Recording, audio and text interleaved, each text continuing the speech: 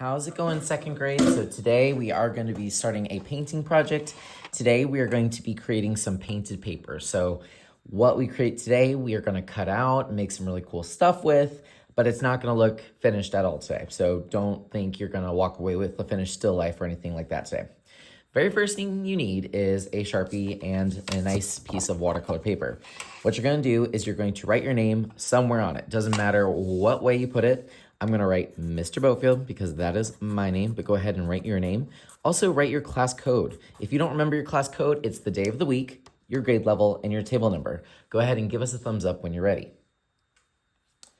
All right, so with watercolor, you've probably watercolored with me before, but just in case you're new or you just totally forgot how we do it, I'm gonna go over how to do the Boatfield way. All right, so we have the watercolor. Today, I would like you to choose either the warm family or the cool color family. So those are two families that have different kind of purposes in art. If you want your artwork to have kind of a warm, exciting, happy feeling, choose the reds, oranges, or yellows. In theory, those make you feel that type of way. And some people even think they make you feel hungry, and that's why you see these colors in a lot of foods and fast food places. If you want your art to have a very deep, calm, relaxing feel, greens, blues, and purples, that's the way to go. So just kind of think in your brain, which way do you want your still life to go? It's up to you whether you want to do warm or cool colors. I'm gonna do warm today, but of course you can do you, boo. All right, when you get your watercolor, you can share with a neighbor. You really don't need to get two for each person because you can share, it's all good. When you get your water, and if you need to fill it up, you just fill it up an inch. You do not need to fill it up all the way as if you were drinking it.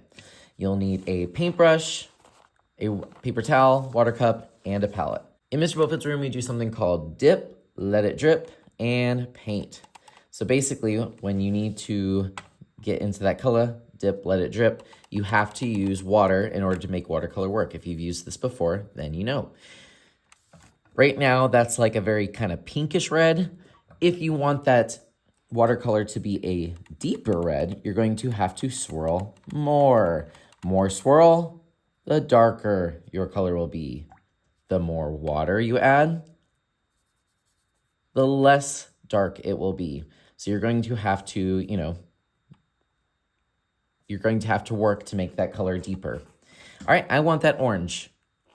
Can I just go from red to yellow? Can I just go from red to orange? No, I need to clean my brush. So I need to dip, let it drip, and then dry off, baby. So you need to get off all that gunk, all that nastiness before you go into another color, because every year someone always ruins that yellow. Poor yellow, always getting ruined by people. All right, let's get some of that orange. Now notice, I'm not painting stripes. I'm not painting a house. I'm literally just making it up. It almost kind of looks tie-dye. Dip, let it drip, dry off. I want some of that yellow, but make sure I clean my brush. I am just going to put random colors by each other. I'm going to watch how they blend. Make this fun for yourself. I'm going to go ahead and do a time lapse real quick, and I'm going to cover the entire paper.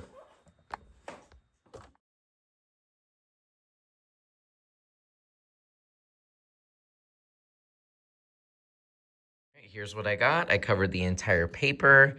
Like I said, if you are just looking at it and you're like, oh, that red didn't turn out as dark as I wanted, feel free to go back. Make it even redder. That's okay. Sometimes it just takes a little bit of effort. So remember, if you're doing warm colors, red, orange, and yellow. If you're doing the cool colors, it would be green, blue, and purple. Choose one of those color families. I promise you it's going to turn out really, really cool when we start, mixing up the colors and making our still life. All right, I'm all done. When you're done with painting, your paintbrush goes in the water cup. When you're done, follow the green arrows. But of course, if your partner's still working, please don't take away their water cup. That would close your paint palette. This nasty paper towel. Do you think I want this? No. Are you gonna keep it? Yeah, no. It goes in the trash. Bye-bye. For some reason, people get so excited about putting their artwork on top. I think that is very silly. In art, we always start at the bottom. So just put it at the bottom, and then people can start putting their stuff on top. There is no way that your art is going to dry faster or turn out any better by putting it on top of the drying rack. Follow this little girl's direction. Place your art at the bottom of the drying rack or she will tell you. Paint palette just goes right over here with the other paint table has nasties. Use a wet wipe, clean your hands first, then clean your table. Otherwise, you're going to take the nasties and put them on your hand, which makes no sense. Once you've cleaned your table, choose a new activity of your choice. Have an amazing day.